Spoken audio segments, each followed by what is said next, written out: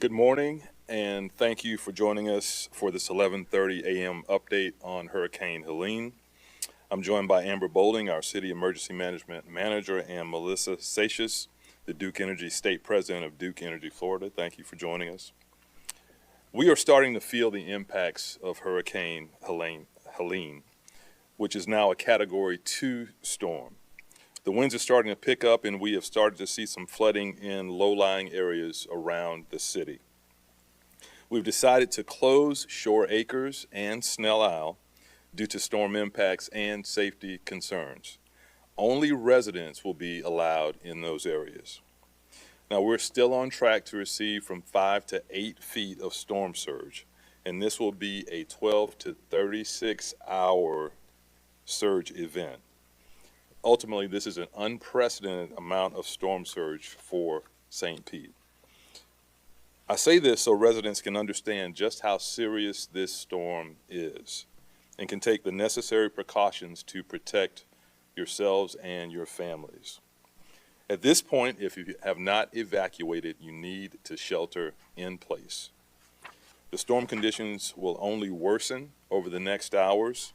The roads are becoming dangerous, and it's not safe to drive. We have high water vehicles ready to use, but we hope we don't have to use them.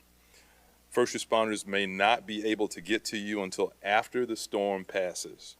We don't want to put them into unnecessary danger. Additionally, we ask that all residents, regardless if you're in an evacuation zone or not, please stay off the roads until the storm passes. Please don't drive around to look for damage or to sightsee or to see the flooding. This is for your safety and the safety of our first responders. Once again, your safety and your family's safety is our highest priority. Please take this storm seriously and please stay safe. For updates during and after the storm, please monitor local news media, the National Weather Service, disaster.pinellas.gov, and social media. And now I'll pass it over to Yolanda for translation in Spanish. Yolanda. Thank you, Mayor. Buenos días. Estamos empezando a sentir los impactos del huracán Helene, que ahora es una tormenta de categoría 2. Los vientos están empezando a aumentar y hemos empezado a ver algunas inundaciones en las zonas bajas de la ciudad. Todavía esperamos recibir entre 5 y 8 pies de marejada ciclónica. Esto va a durar de 12 a 36 horas. Esto es sin precedente para St. Petersburg. Por favor, tome refugio y permanézcase fuera de las carreteras. A esta hora, si usted no ha evacuado, tiene que refugiarse donde esté. Las condiciones de la tormenta solo van a seguir empeorando. Las carreteras se están volviendo peligrosas y no es seguro conducir en ellas. Los barrios de Shore Acres y Snell Isle están cerradas. Solamente residentes pueden entrar. Después que pase la tormenta, por favor, no conduzcan en busca de daños o para ver las inundaciones. Esto es para su seguridad. Thank you, Yolanda. Amber? Thank you, Mayor. Hurricane Helene continues to track northward through the Gulf of Mexico. As the storm tracks north, it's going to track closer to Tampa Bay, and we'll continue to see those increased impacts as the storm makes its way northward. We anticipated it passing the Tampa Bay area sometime later this afternoon. That's when we'll see those strongest impacts. As expected, storm surge is already impacting our neighborhoods and will continue to rise throughout the day, and will stay high all through the night into tomorrow. It's going to be a long duration event. Because of this rising water, many of our residents in those low-lying areas, the window for safe evacuation is over. It's time to start talking about sheltering in place, and I want to take a second to talk about what that looks like and how to stay safe in your home. First, do not go outside and wade through the water. The floodwater and storm surge can move very quickly, and live power lines could be hidden under the water, as well as other hazards, so stay inside, stay safe. If floodwater begins to enter your home, make sure your power is secured by flipping the main breaker and also turn off the gas if you can.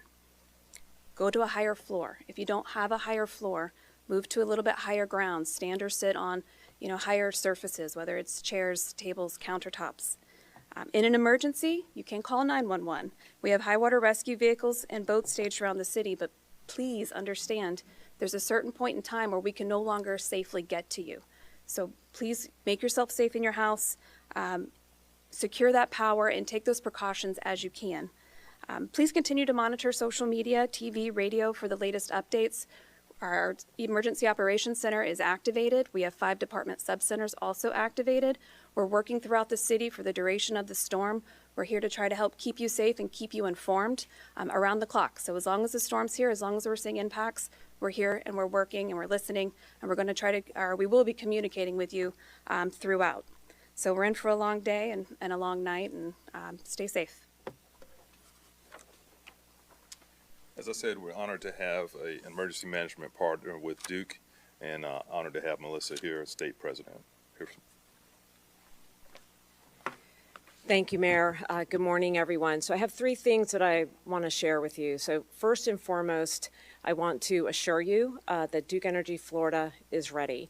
We have 8,000 resources that we have brought into the state to help us with restoration and a rebuild if that's necessary in some parts of the state that we serve. Those 8,000 resources include everything from line personnel to vegetation management, damage assessors, leadership who can ensure that our crews remain safe.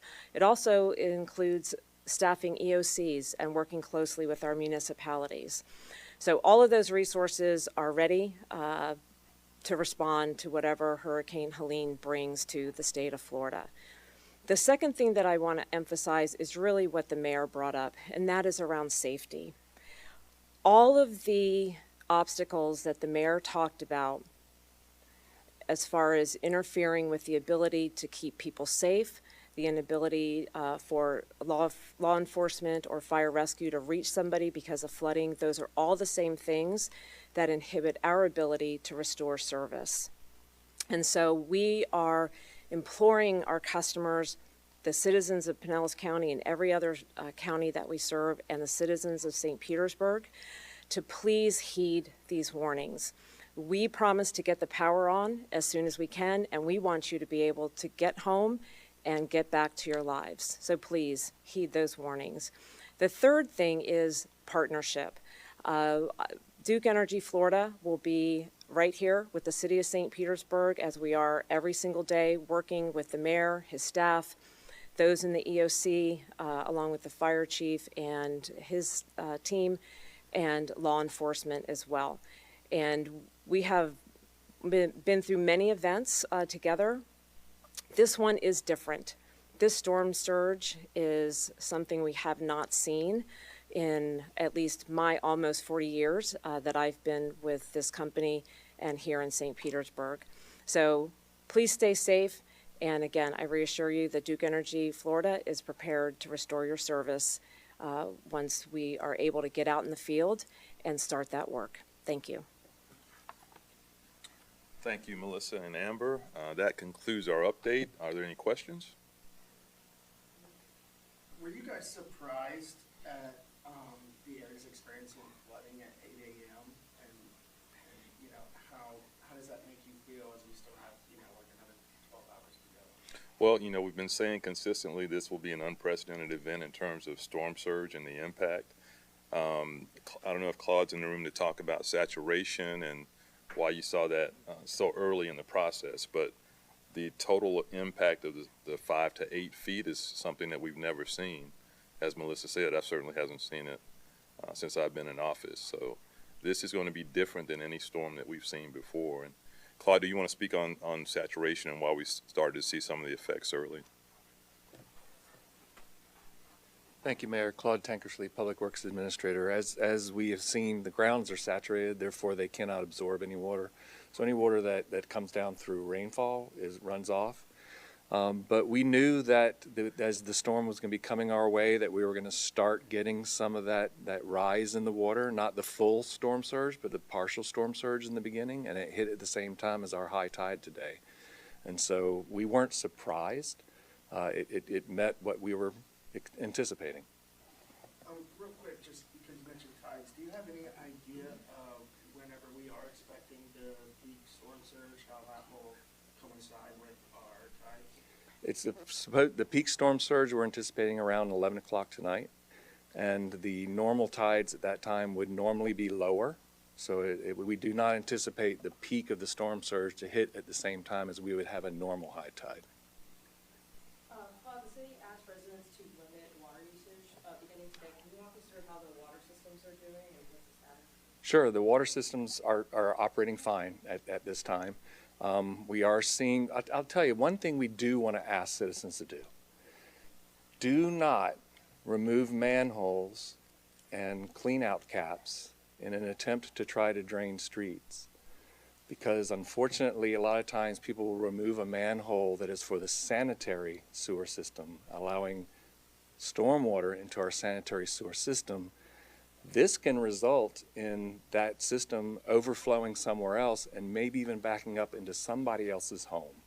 So we've seen this already today. We're asking people, please do not do this.